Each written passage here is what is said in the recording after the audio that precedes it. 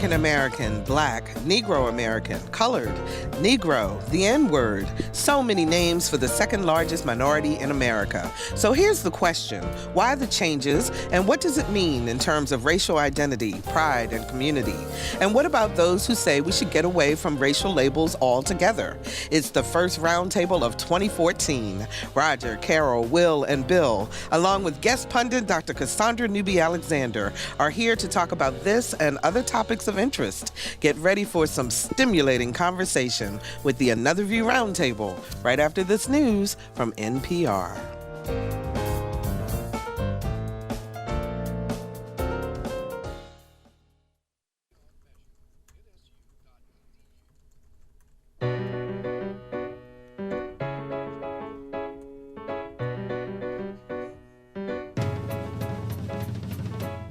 Discussing today's topics from an African American perspective, this is Another View.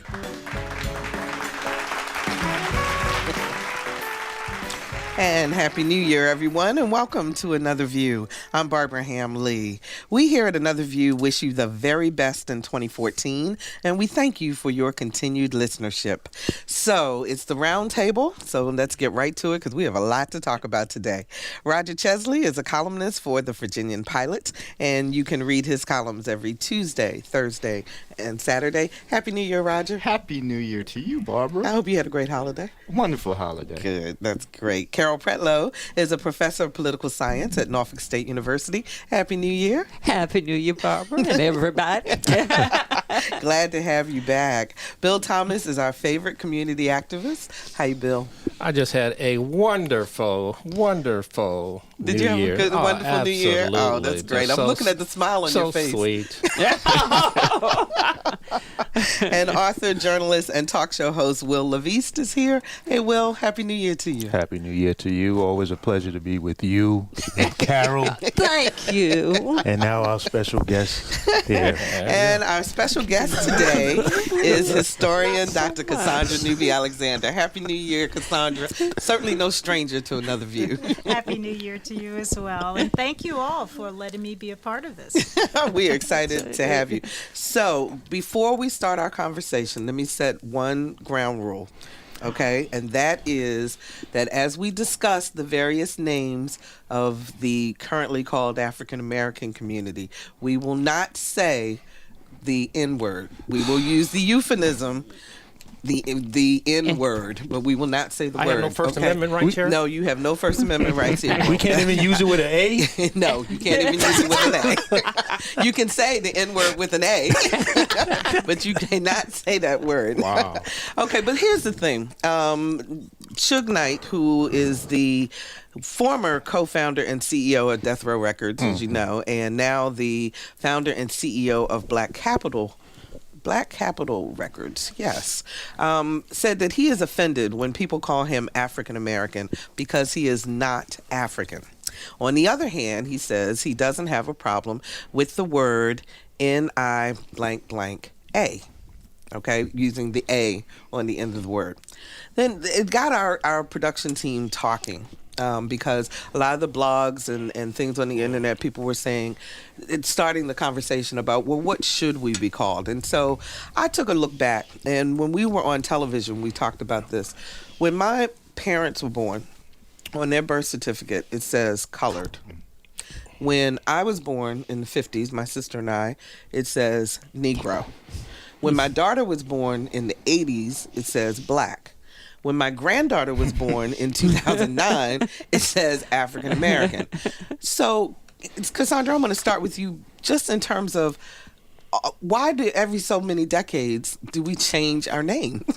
It's not always us, as in African Americans, Black, or however you want to refer to yourself if you identify your ethnicity with being somewhere from the continent of Africa. Mm-hmm.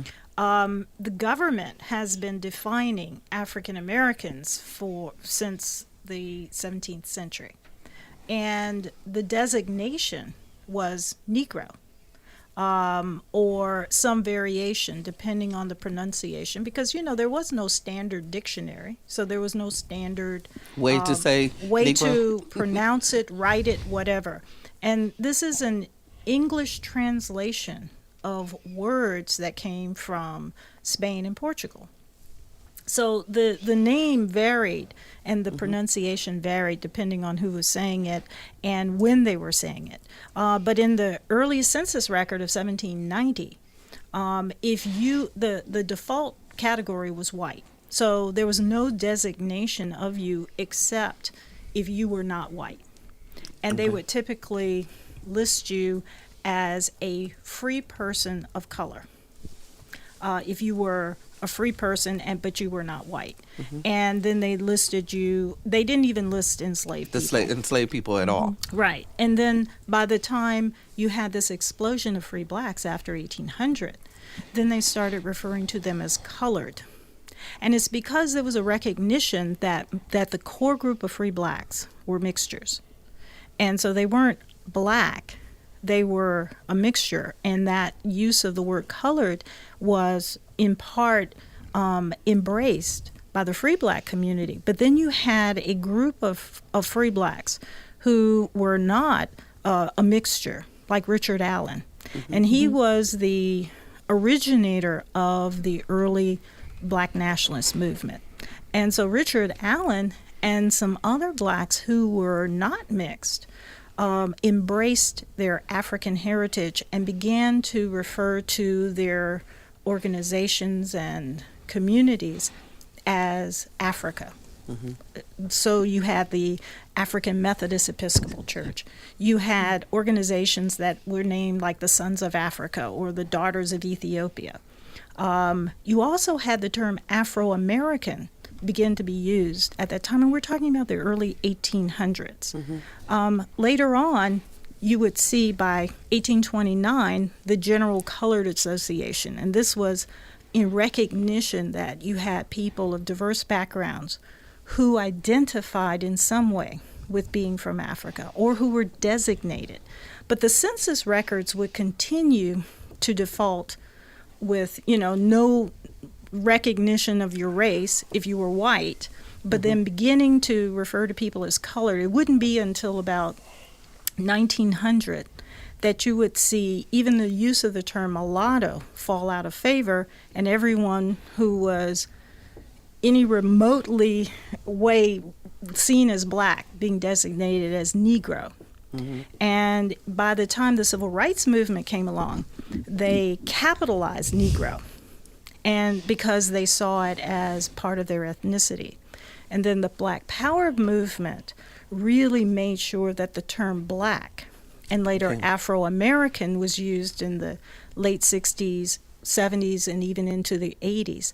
But it was in the late 80s that the movement, in part led by Jesse Jackson, but others, came up with the term African American to incorporate people from everywhere who had some African descent. So you're talking about Caribbeans as well as those from Africa and Latin America. But people have resisted. People from Africa don't like to be called African American.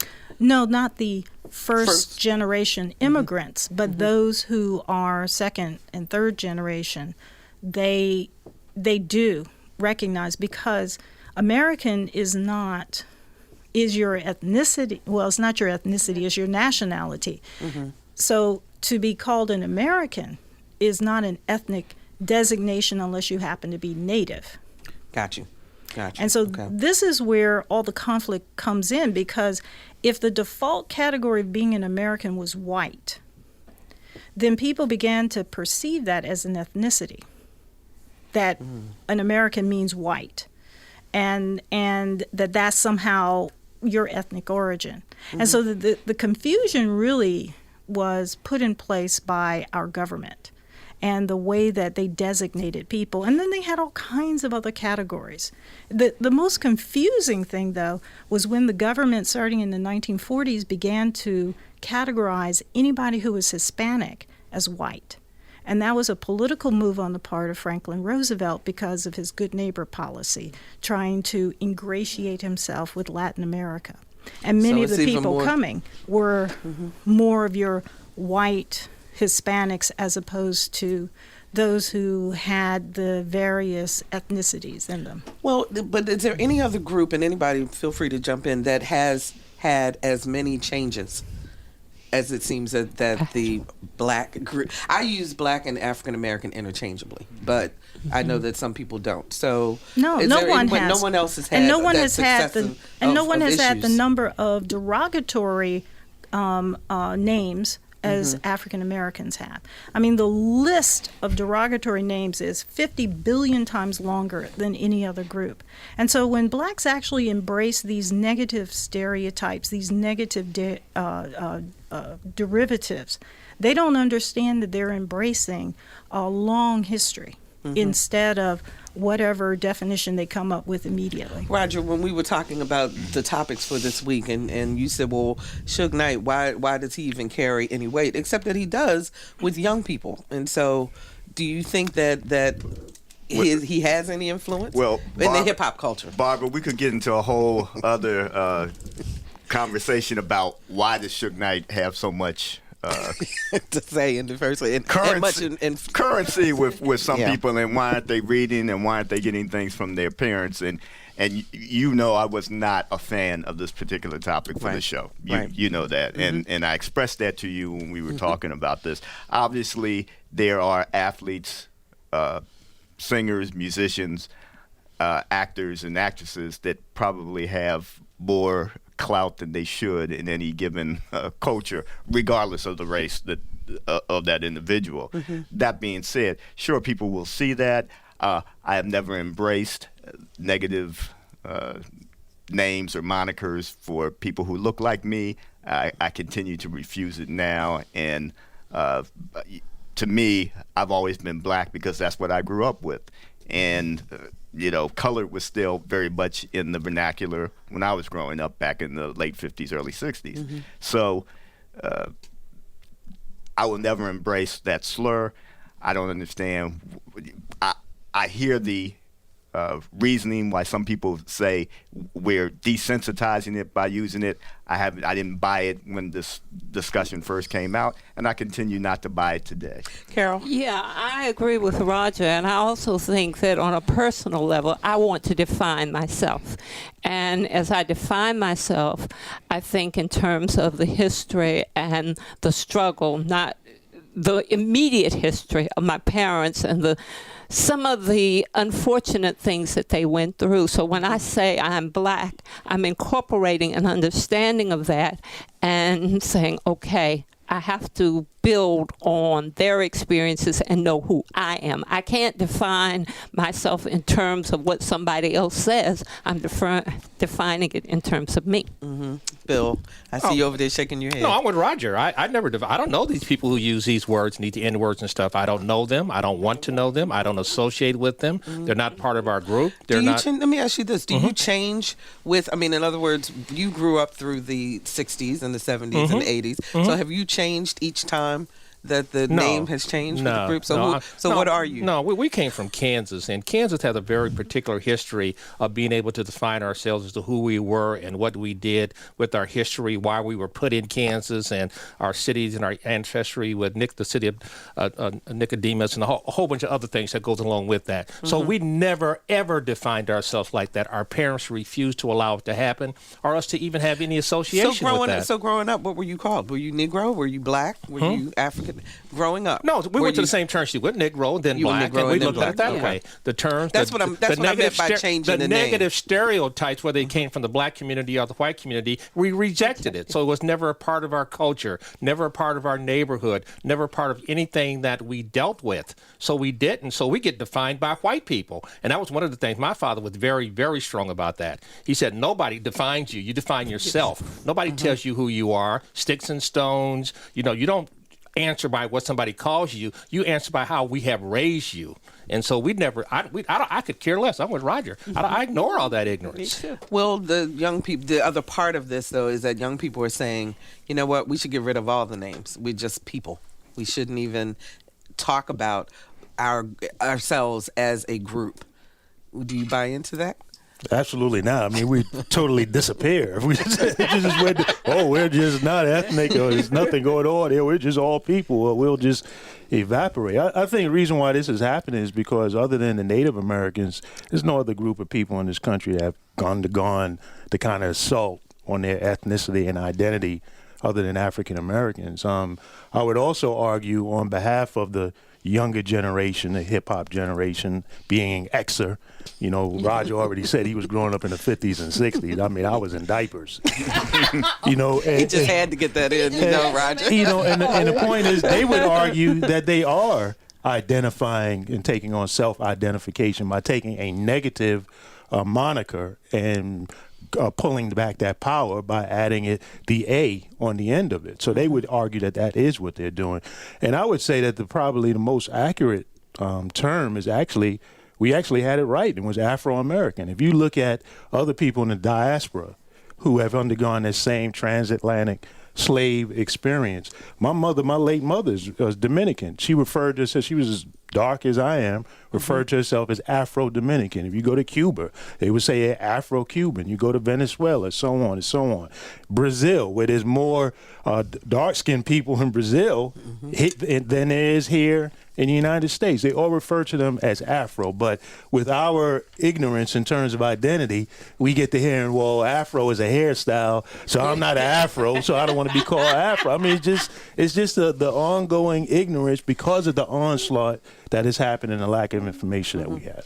And Cassandra, back to, again, when you understand your history, then you know who you are, in today's terms. Do you think because as enslaved people, our history, our heritage was stripped from us, that contributes to this constant search, if you will, for where we fit in and what we should be called?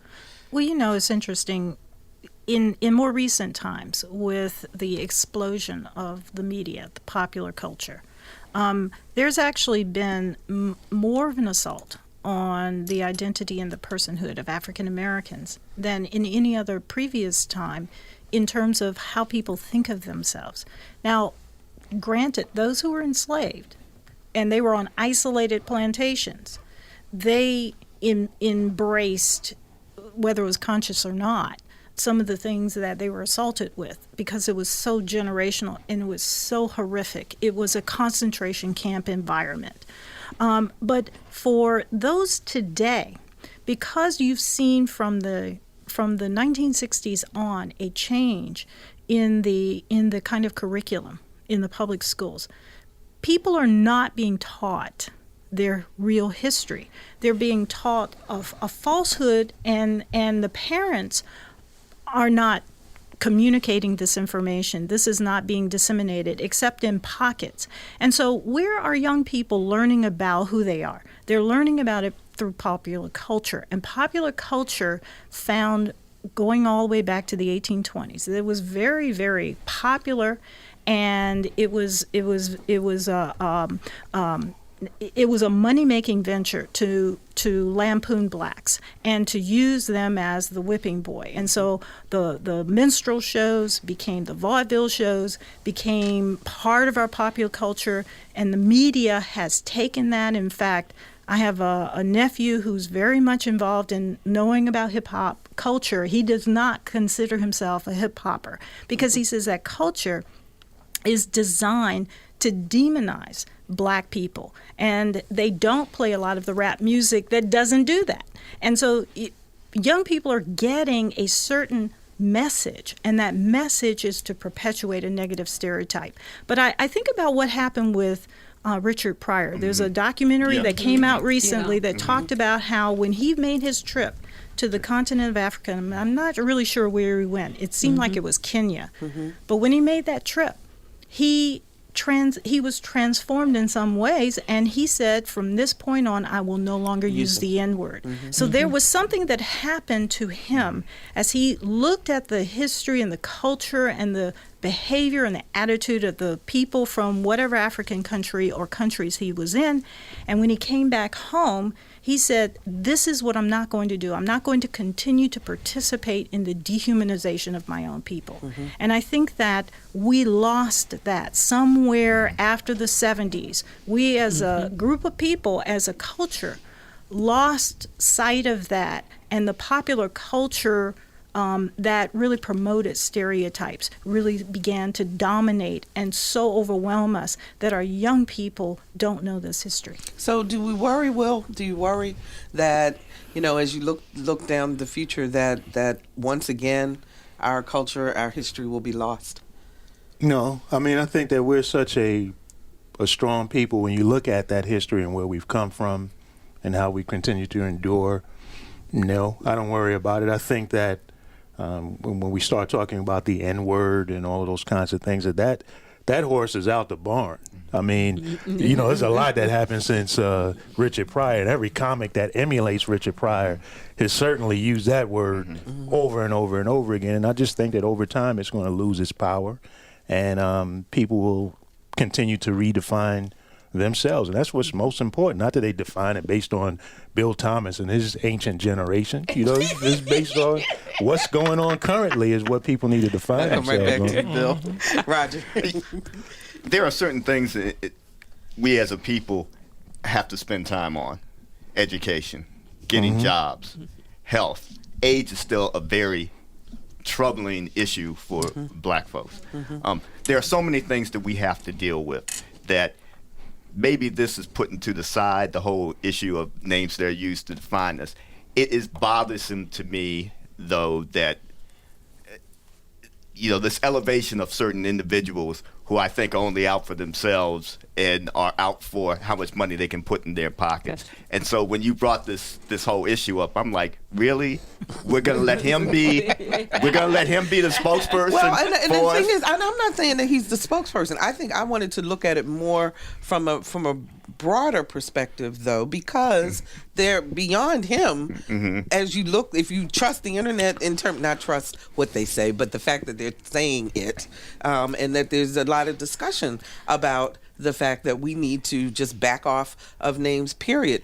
I worry that it means, or I wonder, does it mean less ethnic pride, less, because you feel good about being an African American, that doesn't mean you dislike others. It just means that you're proud of who you are. And that's what I am concerned about. And I'm certainly proud of if we say that we're African Americans, Afro-Americans, black. I prefer black because that's the way, that was kind of a defining point for me growing up.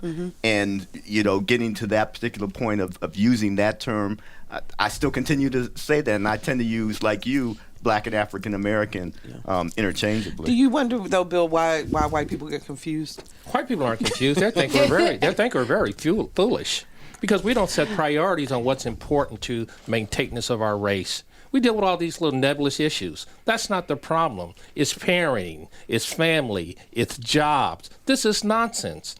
My kids, and as African-American eccentric as they are, this means nothing to them. Zero. They want a good job, a good education. They're trying to figure out how they're going to take their lives and their families to another level that transitions race. Race is irrelevant today. If you don't have education, and then people get all happy with all this stuff and old and new, and sometimes you don't have gray hair in the room understanding what's important. We focus on too many things that aren't important to our existence. Okay. The most important thing to our existence right now is what she has said. Education. We have to figure out how to educate our own people so they understand. Otherwise, our race is gonna vanish. Okay, and you know what? And to follow up on that, though, if we don't talk about it, then I don't say don't talk about it. Are the Suge Knights educating our young people as opposed to us? Go ahead. I was going to say, I agree in part with what Bill just said about what is important, but I don't think that white people have a monopoly on not being focused on nebulous issues. Just turn on the TV and you see white culture.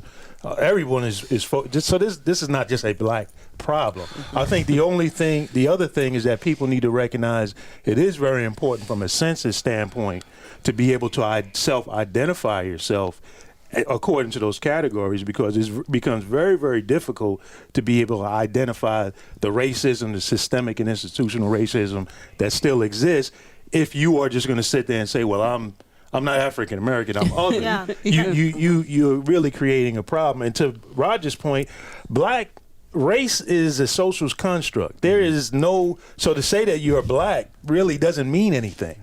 There's no biology, there's no science behind the issue of race. So if you identify yourself by a color, you are essentially saying that you don't exist because it doesn't exist.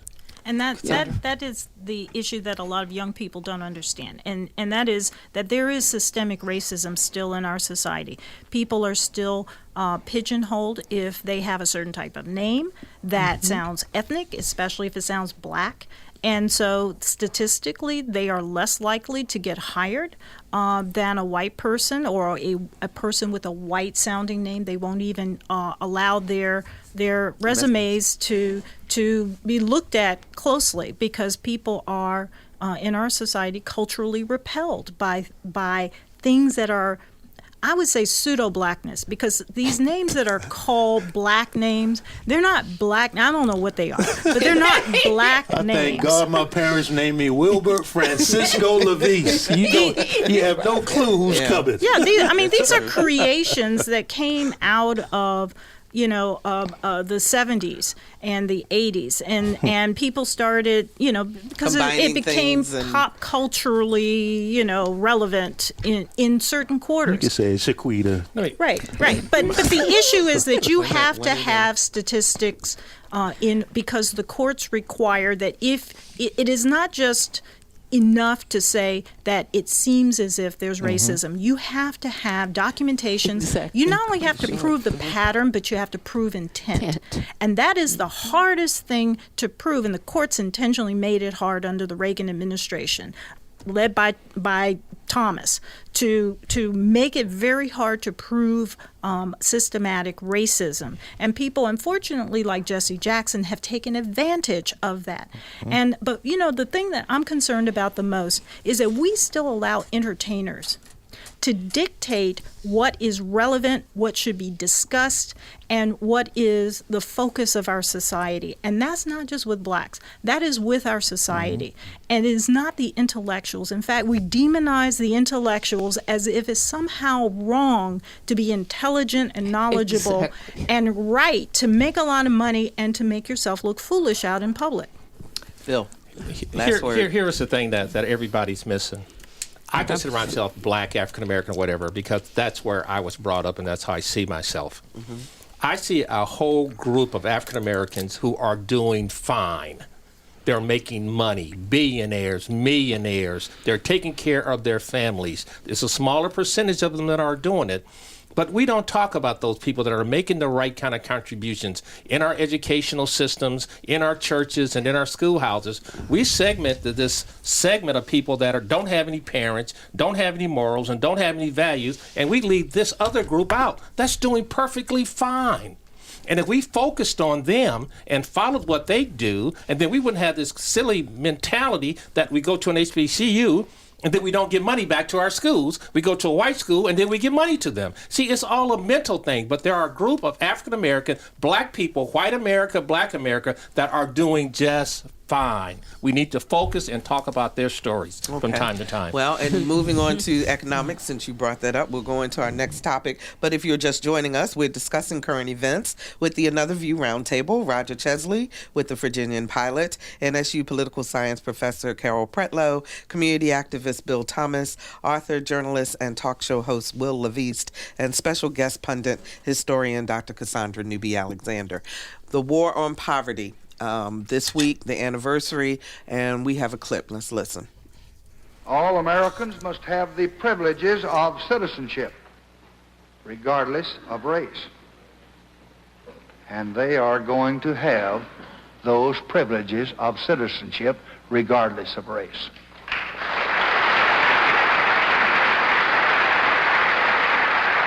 But I would like to caution you and remind you that to exercise these privileges takes much more than just legal right. It requires a trained mind and a healthy body. It requires a decent home and the chance to find a job and the opportunity to escape from the clutches of poverty.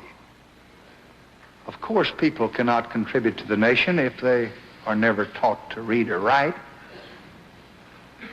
if their bodies are stunted from hunger, if their sickness goes untended, if their life is spent in hopeless poverty, just drawing a welfare check.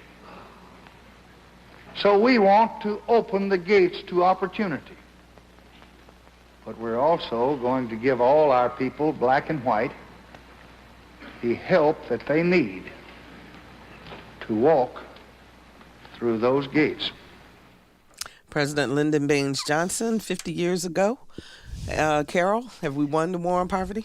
I don't think we won the war on poverty, and I don't think that it's something that is like a traditional war where, okay, you win, you lose. I think it is a progression, and I think we have the right steps in place to accelerate that progression so that we would bring more people along. As I listened to the clip, I thought that perhaps I was the wrong person to start the conversation because in my mind, I'm seeing Dr. Harvey Johnson here in Norfolk and George Crawley, who were in charge of the STOP program. And I saw Head Start and a college program that helped young people who were interested in going to college to get to the mark that they could. And I saw homes being built and people who had not had homes of their own being able to take pride in home ownership. So I saw a progression, and I'm part of the generation that benefited from that progression. Mm-hmm. But we couldn't drop it and then say, oh, nothing was done. It's a continuation. Roger? I would recommend that readers or listeners take a look at a column that Nicholas Kristof did in the New York Times this week about progress in the war on poverty. I think undoubtedly you can say that the depths of poverty that people were in prior to the initiatives that President Johnson undertook, you've got to say that people are in general better off. And that, you know, especially for the elderly and Medicare, Medicaid, Social Security, we've had improvements to allow either the start or improvements to these programs, and so that now people don't have the bare minimum. They're not just barely surviving, and in that respect, I think you have to say there were some successes. I think for anything so intractable as this, it would be somewhat unfair to say, well, stop spending money on it because it didn't work. You know, there are still people who are poor. There are still people who don't have everything they should have. And yes, there were some unintended consequences. Some families bought into the notion that it's okay to not try to do better than this. On the other hand, nobody says we shouldn't spend any more money on the Defense Department because there's not peace everywhere and we haven't won every war that we participated in. There are some things that are so problematic, you're always going to have to spend some time and focus and effort on it. Maybe now's the time to rethink or restructure that fight, but I do think that you have to give credit to where it's due because now people have at least the bare minimums to do better and have a floor under them. Should the money be cut back, Bill, then, since we have not finished this war on poverty? I'll follow Roger, and I'll refer you to Pat Buchanan's article on LouRockwell.com, where it's going to tell you that 30% of the taxpayers pay 90% of the taxes. 50% of Americans of working ages do not work or are not employed. The distraction between morality and values that we were brought up, our ancient gray hair guys, are not there anymore. People don't have those values. I don't see them. They don't have the morality and the kind of things that we grew up with respect. Mm-hmm. Money and poverty isn't measured in green and currency. It's measured in other things, in values and education, in respect, in how you carry yourself. And I think that war on poverty has been totally lost. And so we don't talk to each other anymore. We argue. Whites and whites, Republicans, Democrats. There's no more. The discourse is not existing in America anymore. The difference between the 1%ers that probably has 99% of American wealth and the 80 percenters that are on poverty has grown at an exponential I've never seen this in my lifetime. I've just never seen it in terms of those who have and those who don't have. And the having is not the currency or the amount of money. Your biggest asset today should be your retirement account. I mean, it should be. My retirement account is really, I'm just saying, is really good. It's not your house. It's my retirement account. And then what I'm afraid of, like a lot of other people, and Roger's probably have a good one too, you got to work for good organizations, you as well, is the fact that is that value going to stick? So my point is, it's the poverty of values that we have lost. And it's not the currency, but the currency is so distorted where you have 1% of this population that has 99% of the wealth. And that's the problem. Will, anything you want to add to this? Well, one of the things that I heard that Bill said is about the discourse and how he gives the impression that there was once a time where we got along. And Roger will back me up on this as a journalist. He knows his history. The first era of newspapers was what, Roger? The political press era. Newspapers were as partisan as you ever want to believe. The discourse in this country has never been kumbaya. Never. So if you ever believe that, just wake up and just read some history and you'll realize that. So what we're seeing now is not anything new. We've always been going through this issue. And in fact, in a lot of ways, we probably have gotten better. We tend to get on the same page when we have a boogeyman somewhere that we can all rally around and against. So let's just establish that the quick thing that in terms of the war on poverty, I heard on this station earlier this week where they were saying that the way that we measure poverty is questionable. And saying that so how do you know if you've won something if you're not even measuring it correctly? And it was saying that none of the administrations has wanted to change this measurement because no one wants to look bad. They don't want the poverty rate to either go up on this side or they don't want to give credit if the poverty rate goes down. Measurement in terms of what constitutes what when is you poverty? are poor. Yeah, what is it? And so until we get that straightened out. What is poverty? Well, before I answer that, I have to mention something that flashed into my head when Bill was talking about the discourse.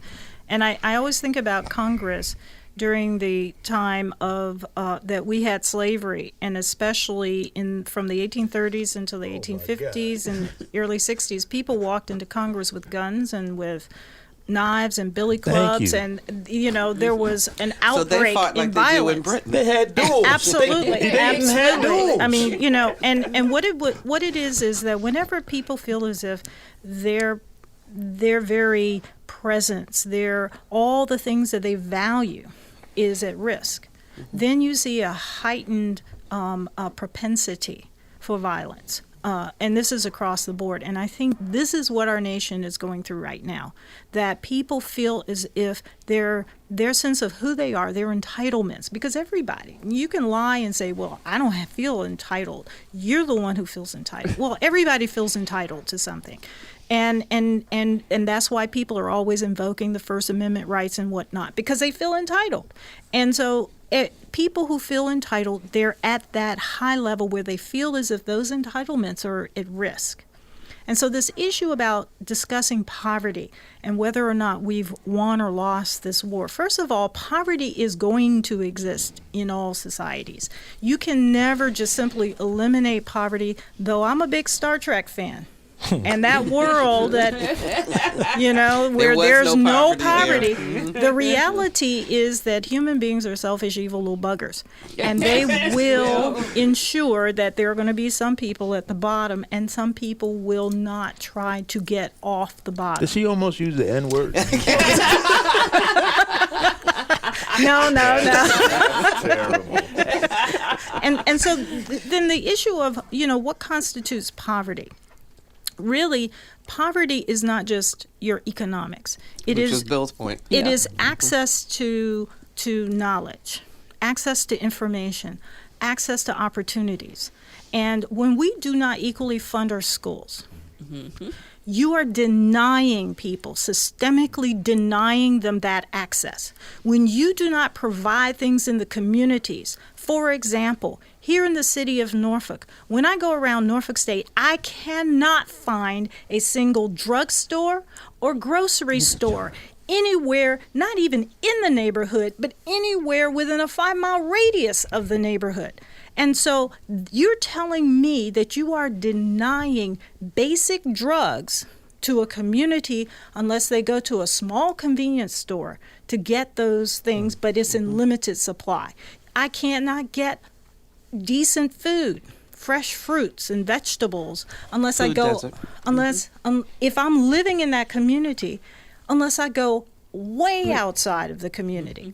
And so poverty is about, is more than just how much money you make, but how much access do you have? Transportation. Why do we not have a public transportation system that's reasonable, that's accessible, that is available to the entire community? And so poverty strikes many, many, many different levels. And I think that there has been an effort to actually promote poverty and lack of access so that it ends up being less than 1% having almost everything. Okay, moving on to our next topic, because I want to make sure we get everything in. Wow, because that one we could spend a lot of time on. Melissa Harris Perry, who has the Melissa Harris Perry Show on MSNBC, a couple of weeks ago, picked iconic photos from 2013, and she asked her panelists, nothing I would ever ask you all to do, to create off-the-cuff captions. Let's take a listen to what happened. A lot of people had emotions about this baby picture this year.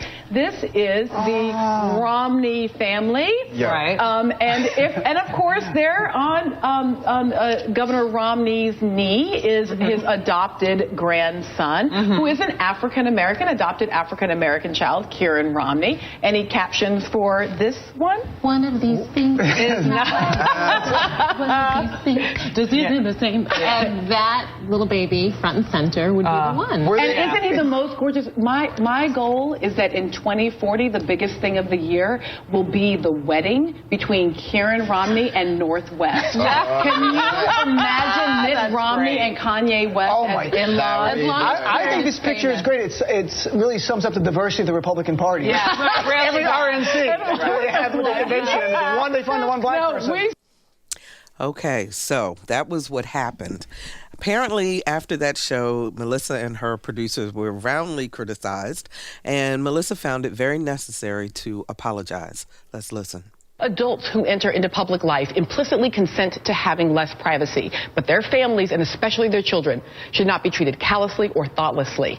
Intention was not malicious, but I broke the ground rule that families are off limits, and for that I am sorry. Also, allow me to apologize to other families formed through transracial adoption, because I am deeply sorry that we suggested that interracial families are in any way funny or deserving of ridicule.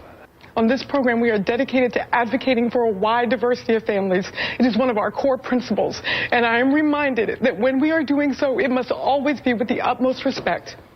I'm genuinely appreciative of everyone who offered serious criticisms of last Sunday's program, and I am reminded that our fiercest critics can sometimes be our best teachers. Let me start with the journalists in the room, because I'm curious as to whether you guys believe, first of all, that it was necessary for the apology, based on what you heard that was said during the segment. Yeah, it was necessary for the apology. This is some of what my problem is with some of these 24-hour news stations, though. I think you get a lot of junk on those stations. Either you replay a lot of the stuff that's already been said, or if you see the MSNBC block sometimes in the evenings, it's the same topic on every show. It's the same topic on each show. So why do I need to see each individual host go break through the same ground?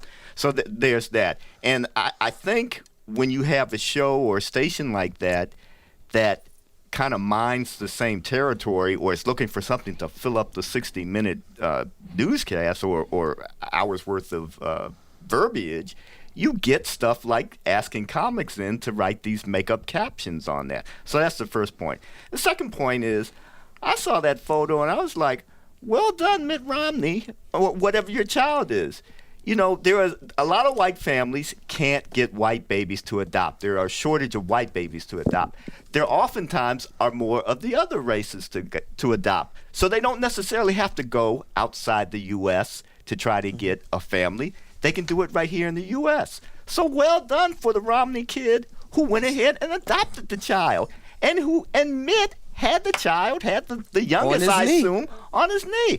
I thought it was a great photo. I was a little bit upset, and I wonder about the host and the producers sometimes. Don't you see the minefields before you jump into them? So it makes you think, what are you doing? So she stepped in it. She needed to apologize. Will?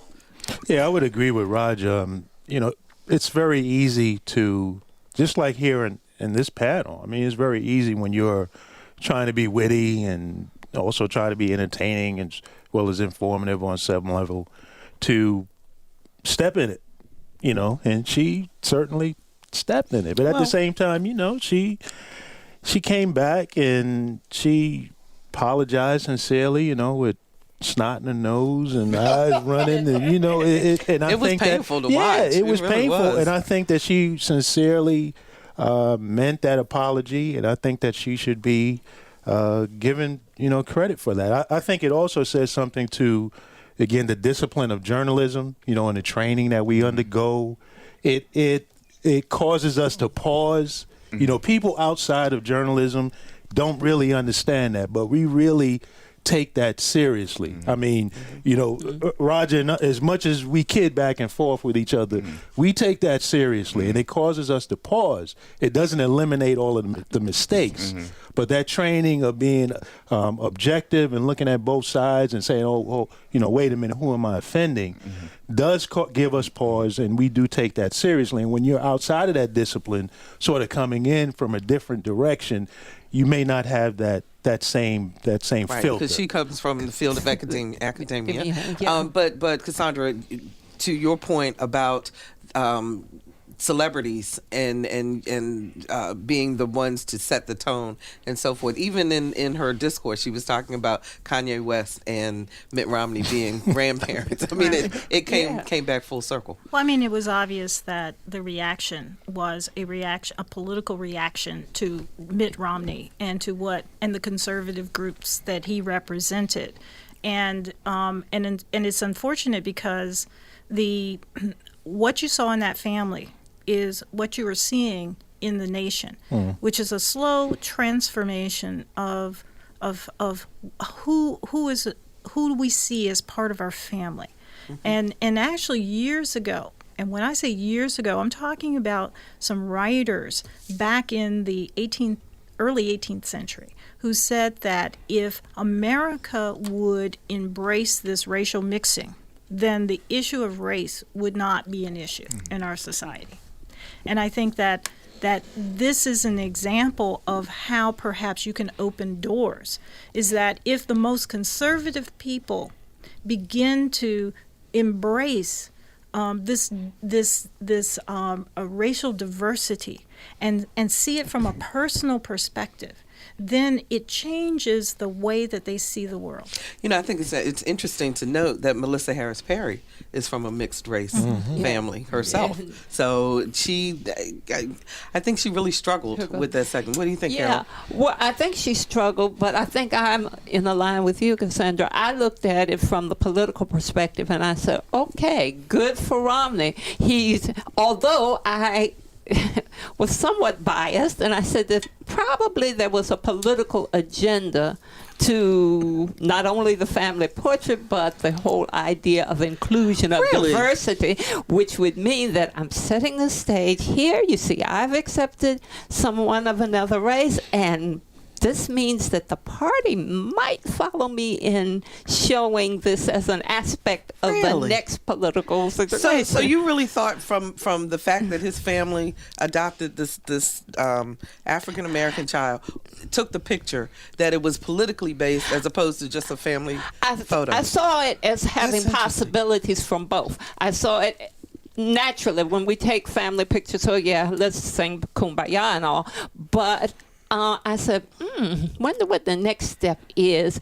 And I'm a cynic, so I was looking at it from what's the possibility. No, seriously, this is the discourse I'm talking about, not people walking into Senate chambers with pistols in their pocket, beating people down. I'm talking about a mental thing. I was so disappointed. Actually, my daughter was raised in a Mormon church almost. Her best friend is Mormon. And these people do a lot of outreach to Africa, to inner city communities. They're marching around here trying to do a lot of things. And so I saw that in that context. The part that really disturbed me is that it had nothing. She doesn't know what she's talking about. She doesn't understand what these people's missions are. And she doesn't understand what she's doing. And at the same time, if you ever wanted to have some kind of real diversity, here was a perfect opportunity.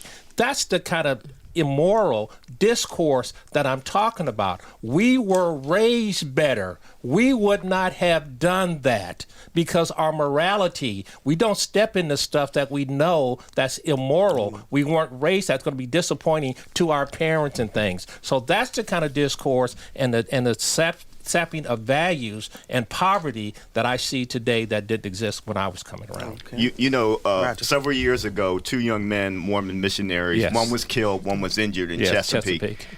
They still send those young men, and I still see them with their backpacks and on their bicycles riding around Chesapeake. That says something about commitment. And that, you can say whatever you want about the differences in religions, but that says something about this faith, that it would continue to send these young men to preach and to try to convert. And, whatever you want to say, they're very serious about the task that they have put on themselves as a religion. I was going to say that's a very important point that Bill made about the mission context, because I write about missionary work for Mennonite Mission Network. And when I saw that picture, I saw that in that context. That has been going on for several years where folks will adopt children from other countries, from other ethnic groups. So again, going back almost full circle to the journalistic part of this, as a journalist, you would be looking for that other context. And they were just sitting there trying to be witty and cute and this and that and the other. One of the guests even said, I didn't produce the show and I didn't know they were going to throw this at me. And so, you also have to look at kind of that whole production. Well, that gets back again to why do you need these all-day newscasts when some of the stuff is going to be trite that gets onto the air in that hour? Absolutely. My last comment on that, if she would have been white, and if a white commentator would have done that, they would have been fired immediately. No bones asked. You think so? Absolutely. Come on. That has happened. Look, she's a very intelligent woman. She is not. There's nothing sexier than an intelligent woman. Leave her alone. And on that note, thank you, Roundtable, for our January edition, and we'll be right back. And she's cute too. You want to know what she is? I'll tell you what she is. Your bad self. Say it loud.